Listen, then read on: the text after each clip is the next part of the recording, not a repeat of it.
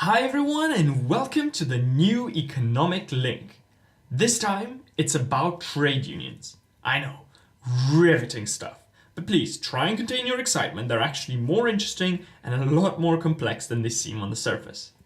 So for those of you that don't know or just kind of guessed, assumed what they are, trade unions are when workers of a company or industry get together and agree that they'll stand together to get their interests represented.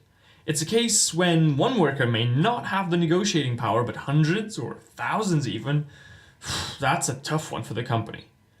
Now, depending on which side of the political debate, or perhaps your background and upbringing too, you might have a preconceived idea about trade unions. Some of the ones I've heard over the years: guardian of the working class, they fight for poorly paid factory workers, wouldn't even have the minimum wage without them, and they keep the ruthless corporations in check. But equally from the other side, they squeeze hard-working entrepreneurs for every penny. They encourage those in them to slack when they know they're safe. They're inefficient because they make companies pay more than workers are worth, and they cause strikes which make the public lose out. I hope you can look at this from both sides because they both make some valid and some less valid points. Trade unions are like literally everything, have a far more complex track record than that.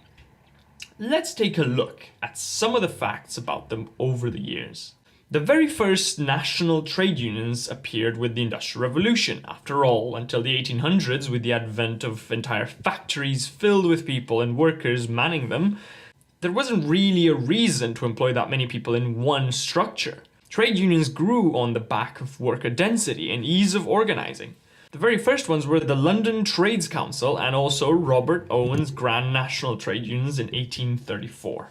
Robert Owen, by the way, was campaigning for an 8-hour day. However progressive it might seem from our perspective, at the time it was quite inflammatory, as the question of what would all these workers do with so much free time? Violence and anarchy seemed to be the answer. Maybe it was because they didn't have Netflix yet. And yet, trade unions went legal in most industrial countries in the late 1800s, the 80s and the 90s in Germany, France, the UK, and the US. In most countries, trade unions have a mixed history. Sometimes peaceful negotiations were conducted and progress was made that way. Other times, such as the 1920s in the coal mining parts of Virginia, there were clashes where the government brought out the army to crush labor strikes. Some organizations even promoted violence, anarchy, and radical version of strikes, but they could never quite go mainstream. There were some big achievements. In France, for instance, in 1936, the 8-hour day was introduced, and in some smaller rounds of negotiations, significant pay rises were secured. 400% in one case for female textile workers. Here's a little tidbit for you. Most post-World War II trade unions in the West were actually anti-communist, despite what you might have thought. However, more recently, since the 1970s, a combination of globalization being lorded over the trade unions, the dark threat of sending jobs abroad. Thank God that never happened. The shift of employment from manufacturing to services, meaning that it was harder to organize since service work is much more individual, and maybe even changing attitudes as well. One argument was that trade unions had been so effective in the 60s that by the 70s they'd become irrelevant because people felt that they had high enough pay and the economies were growing anyway, so do we even need trade unions to argue for us? So what about now? Are trade unions positive forces?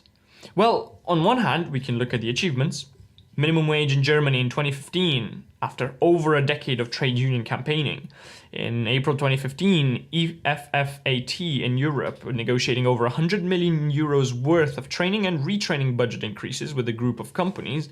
And the one that everybody remembers, Solidarity, and its role in toppling communism in Poland. On the other hand, you could argue that the minimum wage increases in Germany that I mentioned were going to happen because other people lobbied for them. That 100 million euros is a drop in the bucket, and that strikes are more costly than the end result of increasing wages or whatever the goal of the strike might be. However, you've got to remember their objective is to represent labor. In some countries where labor is well represented, Germany has labor representatives on the board of directors. Trade unions have less of a history of strikes. And if you look at the interests of companies and their boards, they shoot for profit. So who watches for the workers? HR?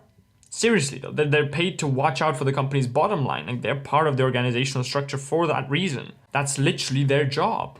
So seriously, who watches out for the workers? Who argues for them in the decision-making forums? Who makes sure that they're not being mistreated? Sure, we're no longer in the time of working with heavy machinery, coalface, and no health and safety equipment, but it was very rarely, if ever, that the companies or the public sector up and decided, hey, let's improve working conditions. Not unless there was a fire under their ass, usually lit by, no prizes for guessing it, trade unions.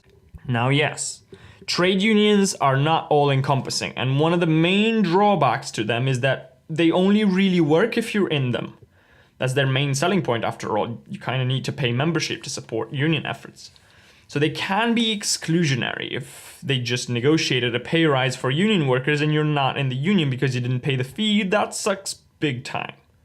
Not to mention how it might be difficult, if not impossible, to fire individual workers who don't perform because, hey, unions stick together.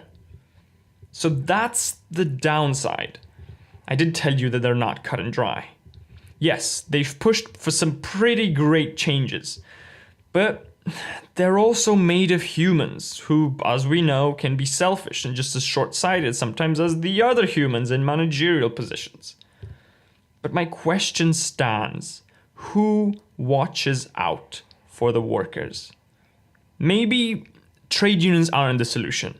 Maybe they're a 19th century tool for a 21st century problem by now. Maybe, just maybe, there's a better way. But whatever that way might be, it needs to watch out for the workers because it's just not in the company's interest to. Now, I personally like the German solution because as a manager, you can always sell your stock options. As a shareholder, you can just dump your position and run for the hills. But the employees, they're stuck with a piddly remittance for having worked years at a company that's now bankrupt. Whatever it is, the solution to the problem trade unions try to solve may very well be out there. And if you have any ideas, please do comment down below. Try and be constructive. I know trade unions and the concept of them might rile people's strong internet opinions, but please do try. Let me know what you think. And as always, I hope you enjoyed this video. Like, comment, and if you really love this kind of content, please do subscribe. See you next time. Ciao!